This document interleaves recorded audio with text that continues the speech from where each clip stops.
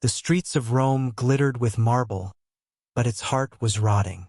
The Republic, once noble and united, had become a battlefield of words and ambition. Senators schemed for power. Generals built private armies. And in the middle of it all stood one man whose hunger would devour them all, Gaius Julius Caesar. He was not born to peace. He was born in debt, born in chaos, born in a world that demanded greatness or death. To his rivals, he was a dangerous dreamer. To his soldiers, he was destiny. Caesar saw what others could not, that Rome's future did not lie within the Senate's marble walls, but beyond its borders. In the wild lands to the north, forests, rivers, and tribes, there waited both glory and gold. Gaul. It was a land that frightened even Rome. 1,000 tribes, 1,000 chieftains, warriors who painted their faces and charged naked into battle, screaming the names of their gods. No Roman army had ever truly tamed it. But Caesar didn't come to tame Gaul. He came to claim it. The Senate laughed when he asked for command. They saw a politician desperate for attention, not a conqueror. But Caesar had friends in low places and debts in high ones. He used both like weapons. By the time Rome realized what he had done, he had been granted governorship of 3 provinces and 4 legions. At 40, Caesar rode north through the Alps with a fire that would change history. His enemies in Rome whispered, "He'll vanish into the fog like all the rest." But the fog was where Caesar thrived. In the first months, he crushed the Helvetii migration, turning refugees into a warning. He defeated the Suebi, driving Germanic tribes back across the Rhine. Each victory was not just a conquest of land, it was a conquest of reputation. Rome began to speak his name with awe and fear. For every report he sent back to the Senate, Caesar wrote his own legend. He told Rome that Gaul was savage, that he alone stood between civilization and chaos. He made himself the hero of his own story, and while Rome argued, Caesar kept marching. Every village burned, every river crossed, every victory another stone laid on the path toward immortality. The Republic had sent a general to Gaul. What it would receive back was a god. Because in the mud, in the forests, and in the blood of Gaul, Julius Caesar would become more than a man. He would become the empire itself. The land beyond the Alps was nothing like Rome. There were no marble roads, no temples, no Senate debates echoing through stone. Only wind, forests, and the endless cry of ravens. To most Romans, Gaul was a wilderness, a world of mud and madness. But to Caesar, it was a canvas waiting for conquest. The tribes of Gaul were many: Helvetii, Aedui, Sequani, Nervii, Belgi, each with their own kings, their own gods, and their own ambitions. They were fierce and free, proud of their independence, and suspicious of each other. It was their greatest weakness, and Caesar's greatest weapon. He arrived not only with legions, but with a mind built for manipulation. Where the sword could not conquer, his words would. He promised friendship to one tribe, protection to another, and destruction to the rest. And as the tribes turned against each other, the eagles of Rome began to rise over Gaul. The first to test him were the Helvetii, a migrating people seeking new lands. They numbered in the hundreds of thousands, warriors, women, children, entire families on the move. Caesar met them in battle near the Saône River. His legions struck fast, cutting the Helvetii column in 2 before they could even form their lines. By nightfall, the ground was soaked with blood. The survivors fled into the hills, only to be surrounded days later and slaughtered. It was not a victory. It was a statement. Rome had arrived. Next came the Aedui, Rome's so-called allies, and the Sequani, who sought Caesar's help against their Germanic enemies. Among those enemies was a name that would echo in fear: Ariovistus, king of the Suebi, a towering German warlord who had already crushed several Gallic tribes and demanded tribute from the rest. To the Gauls, he was a nightmare. To Caesar, he was an opportunity. When Ariovistus mocked Roman envoys and threatened Caesar himself, The general smiled. He had his justification for war. The battle came on the plains near the upper Rhine, beneath a blazing summer sun. The Germans fought with fury, charging like beasts, their shields painted red and black.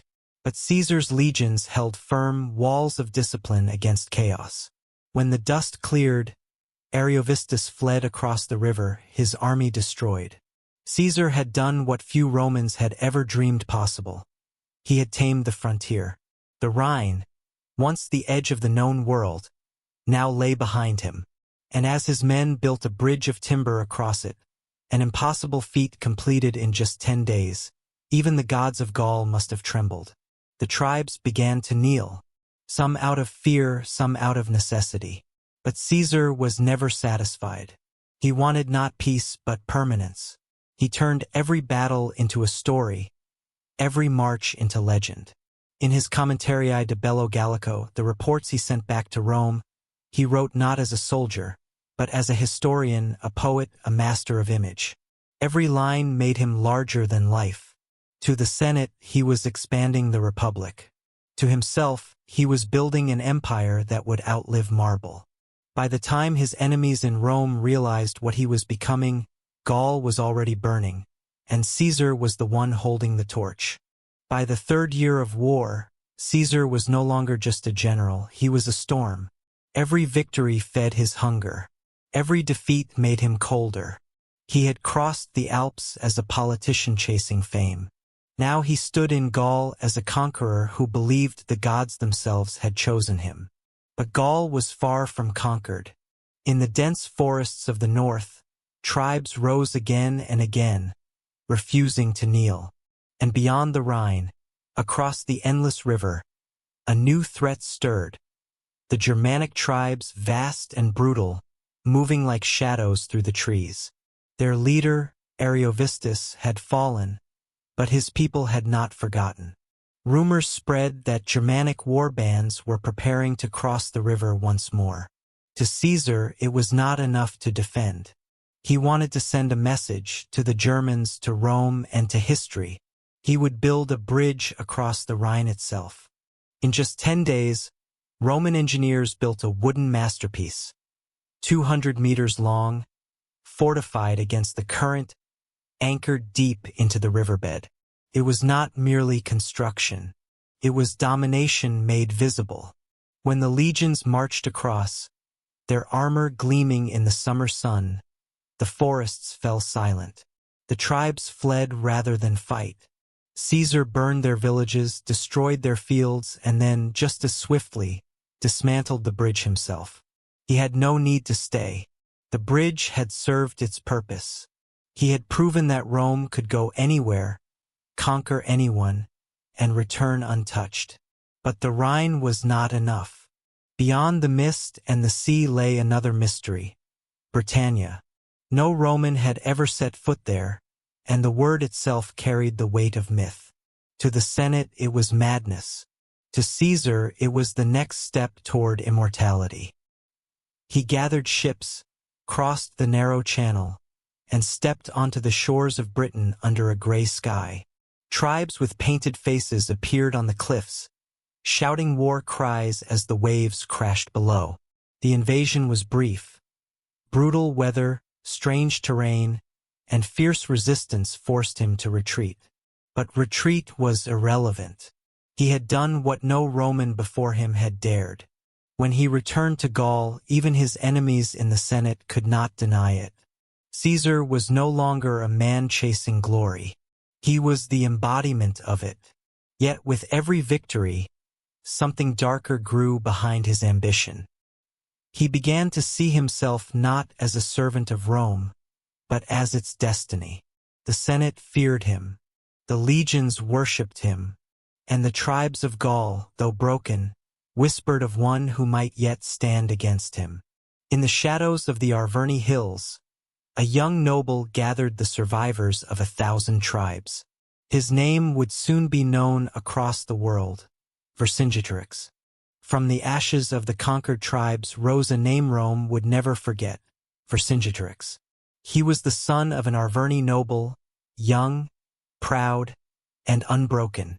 Where others saw defeat, he saw unity. For the first time in centuries, the tribes of Gaul looked beyond their rivalries and turned toward a single banner, his. The fires of rebellion spread like wind through the forests. Village after village rose against Rome. Tribal horns echoed through the valleys, summoning warriors from the Aedui, the Bituriges, the Carnutes, thousands who would rather die than kneel again. Caesar, deep in winter campaigns, was caught unprepared. When news of the uprising reached him, he rode through blizzards to regroup his scattered legions. He crossed frozen rivers, through mud and snow, never stopping. His cloak was torn, his men half-starved, but his resolve never wavered. "The Gauls think me trapped," he told his officers. "Then we will trap them instead." Vercingetorix knew Caesar's reputation, but he also understood his weakness: pride. He refused to meet the Romans in open battle. Instead, he waged war by fire. He burned his own cities, scorched his own lands, and poisoned wells so that Caesar would have nothing to feed his armies. Every field became a wasteland.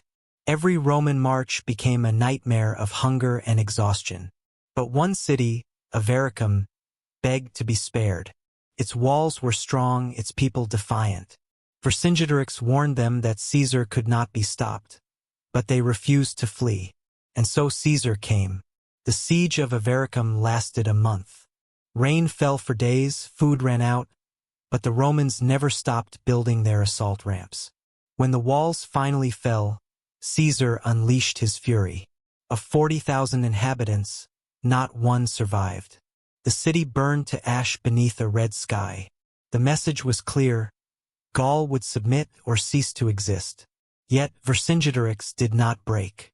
He withdrew to the fortress of Alesia, a city built upon a hill and surrounded by open plains. It was here that the fate of Gaul would be decided.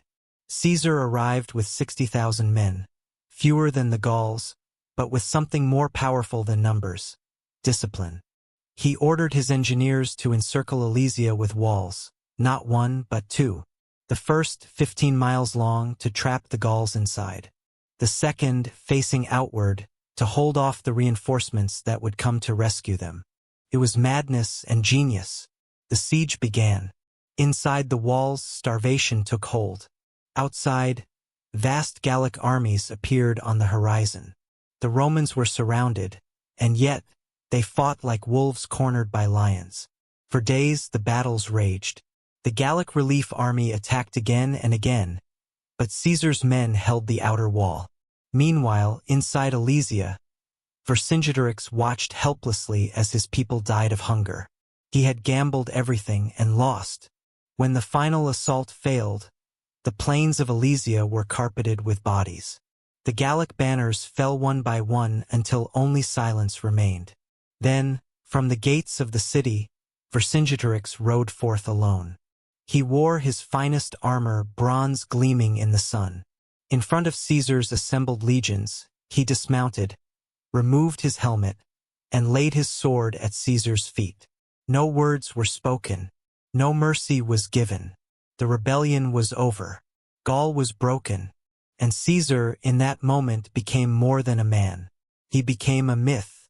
But behind the cheers of victory, another sound began to echo. The whisper of envy, fear, and betrayal waiting for him in Rome. The fires of Alesia still smoldered when Caesar rode away. Behind him lay a land of ashes, cities leveled, tribes enslaved, and thousands crucified along the roads as a warning to any who might dream of rebellion again. Gaul was his now, but the price of conquest was far greater than even Caesar could imagine. In 6 years, he had transformed himself from a politician in debt to the master of 10 legions. He had written his own history in blood and marble.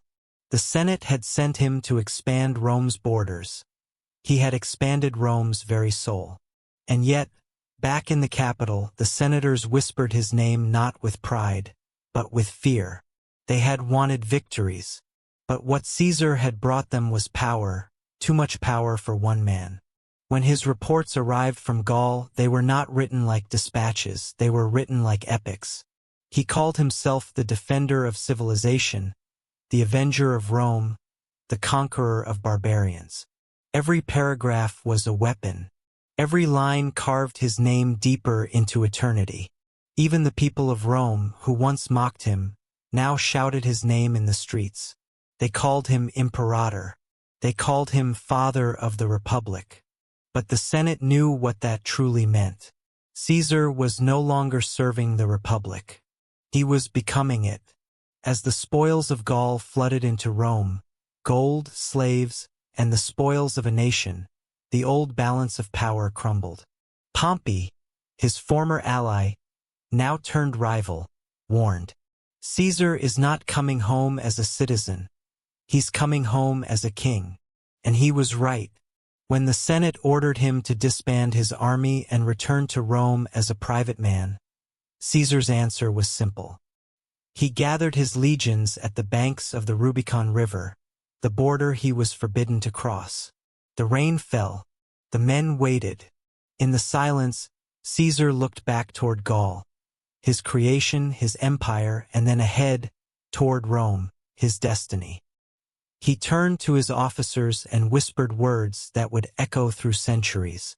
The die is cast, and he crossed the Rubicon.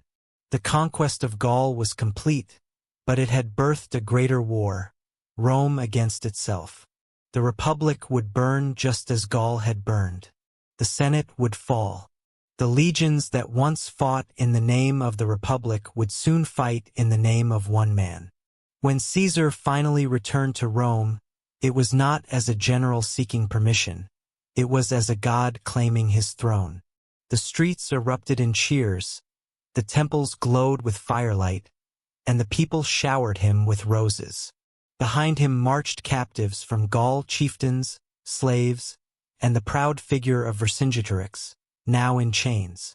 During his triumphal parade, Caesar's golden chariot rolled past thousands of cheering Romans.